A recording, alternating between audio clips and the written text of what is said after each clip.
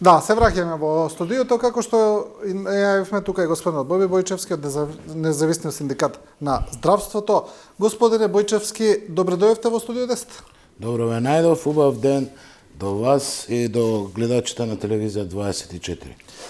Не сме се виделе известно време тука во студио 10 да поразговараме какви се состојбите во здравството.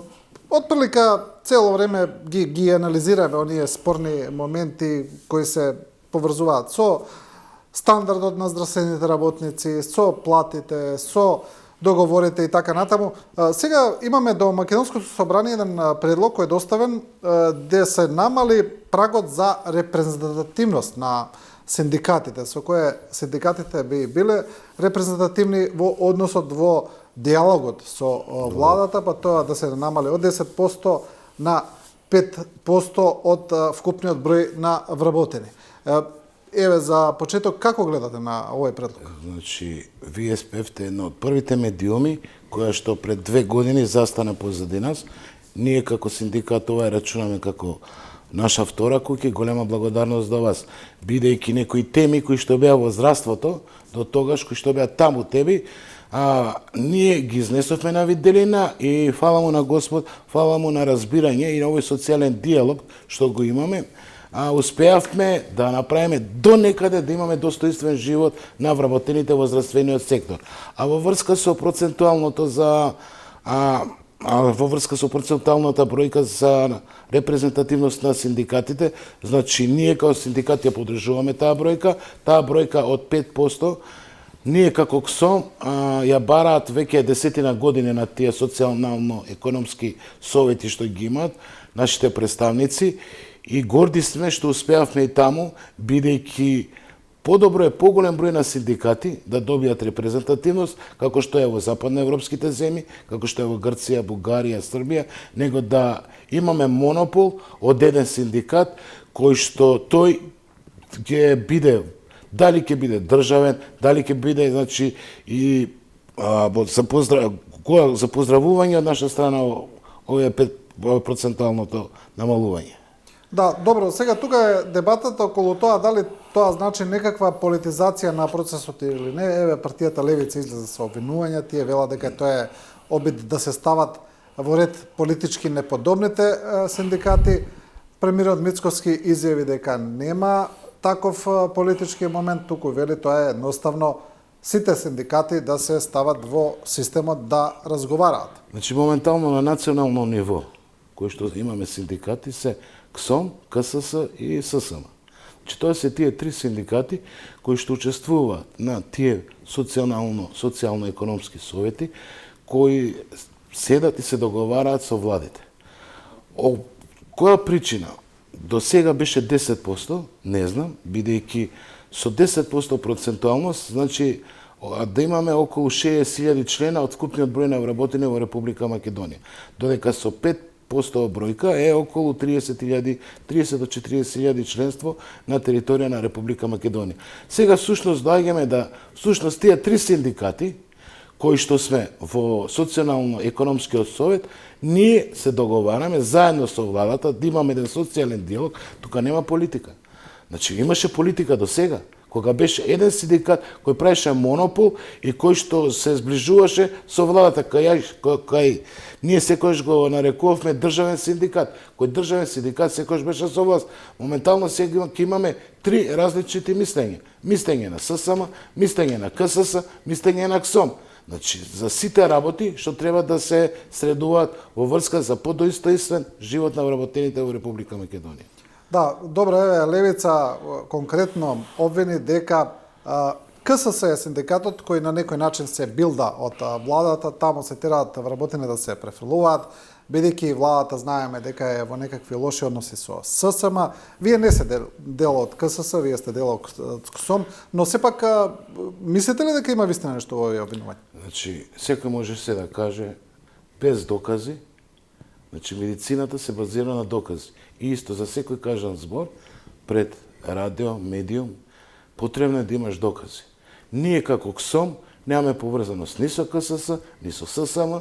Ние сме еден од најстарите синдикати, каде што нашиот председател Маријан Ристевски уште 90-тите, 91 година, заедно со Гоце Делчев го формираат овој синдикат, кој што и понатаму успева на оваа сцена како синдикат и се бори достоинствено за сите вработници што се на територија на Република Македонија. Да, добро. Ајде да поразговараме малку за состојбите во здравството, за она што синдикатите всушност се залагаат. Имаме една информација, господине Бојчевски, дека во здравствениот дом Скопје, каде што и вие сте вработен, дека има некаква состојба со доцнање на платите. Дали е тоа точно, дали навистина платите доцнат, дали илјадници вработени се оставени без примање? Да, овие 2-3 дена, значи, имам повик од голем број на новинари, од голем број на ваши колеги. Во здравствениот дом веќе 2,5-3 месеца се случува проблем со исплата на платите, проблем со задршек, а со административни забрани, проблем со кредити кои што земале вработените, хипотекарни, каде што треба да им се направи административна забрана. Значи, една од информациите каде што бевме на разговори со менаџерскиот тим е прајање на нов софтвер, каде што софтвер уште не е готов и потребно да се стават податоци. Бројката на вработени во здравствено Скопје е на 1340 вработени, кои што вработени имат земено голем број роба на рати преку синдикати на потврди, како што акцијата земи веднаш пак е на рати. Но што доаѓа? И мојот апел е до директорите, до менаџерскиот тим. Ако веќе почнале да го прават тој нов софтвер, зашто го избришале стариот софтвер? Значи, потребно е да се работи, додека не се пушти новиот софтвер, да се адаптира, потребно е сите вработени да си останат, да си работат на тој стар софтвер, додека после обуката на вработените со новиот софтвер доаѓа до вклучување во работата на новиот софтвер. Но што се случува кај нас? Немам информации, но едно од информациите што ги имаме од таму вработените е дека уште се прави софтверот, дека уште немаме административна забрана, но само да напоменам до директорот дека до 2 месеца ако не се плати некоја роба која што е земена на рати, одма се активираат извршители. Ќе дојде до блокирање на сметките на голем број на вработени кои што се во здравствен дом на Скопје. Исто така имаме проблеми на луѓе кои што земале хипотекарни кредити, станови, бидејќи веќе немаме 2 рати платено, 2 рати пуштено во банката и автоматски доаѓа до активирање на извршител. Ние сите живееме во здравствен дом, ние втора куќа, ние секој ден сме во таа здравствена единица и ние ја гледаме екзистенцијата во таа здравствена куќа. И затоа го замолувам менаџерскиот тим што побрзо во теков на неделава да ги заврши тие софтверски работи, бидејќи ако дојде до блокирање на сметките, каматата треба да ја плати некој, треба да ја плати здравствен дом Скопје за одблокирање на луѓето кои што ги ја земале таа роба на рати, каматите и од блокадата треба да ја плати здравствен дом Скопје.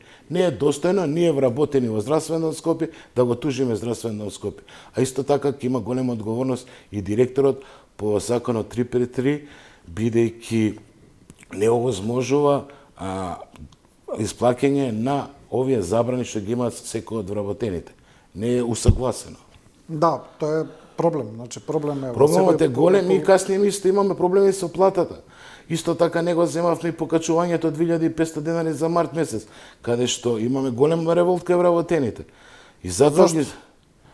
поради овие причини, поради софтвер, да, поради тоа што треба да се направат корекции на вработените, голема бројка на вработени се, не знам дали стариот софтвер е во функција или не, дали постојат тие податоци во новиот софтвер, бројката не е од 103, од 10-13 вработени, 1340 вработени здравствено. Добре, има ли некаква реакција од Министерството за здравство? Сега и таму е проблем, немаме па министер. Таму па немаме министер. Немаме министер, да, но сепак... Ние како синдикат сме во контакт со менаџерскиот тим, прошлата недела бевме, оваа недела ќе барам пак прием кај директорот, значи, више, немаме време за чекање.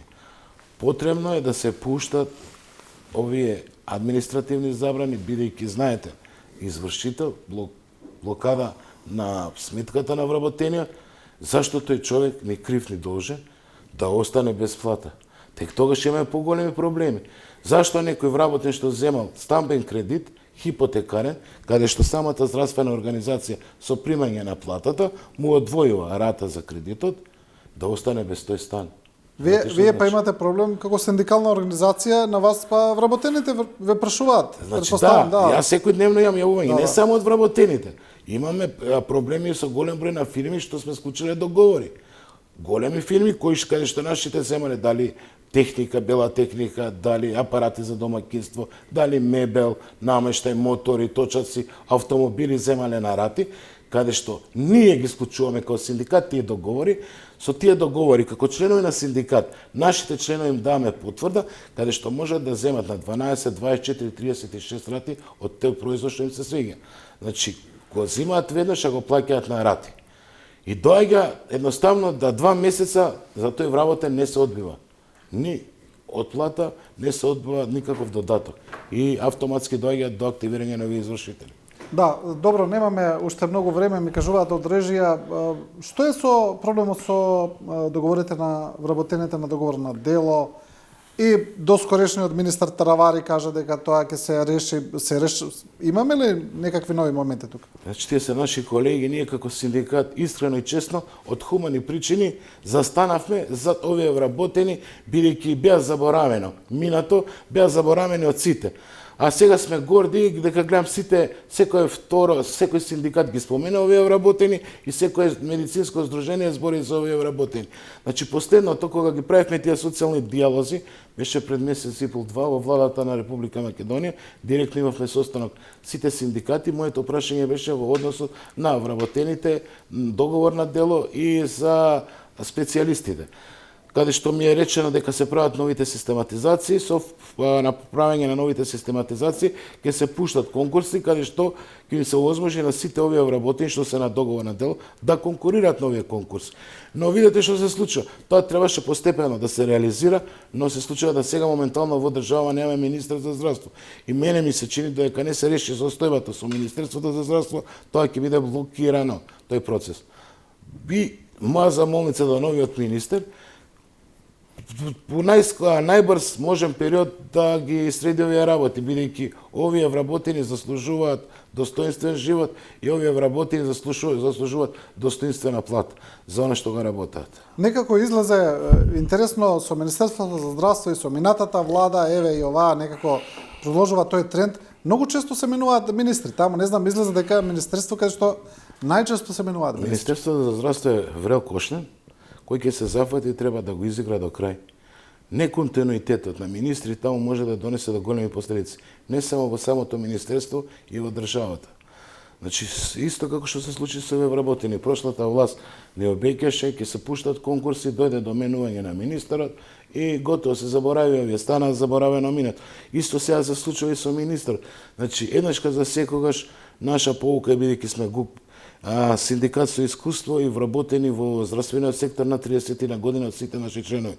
Потребна е континуитет на министерот на здравство, потребна е соработка на министерот за здравство, потребна е посета на здравствените јавните здравствени установи и потреба е состаноци со сите вработени во здравствениот сектор, се со цел министерот да ги слушне проблемите со кои што ги имаат здравствените работници, не само во Скопје и низ територија на Република Македонија. Да.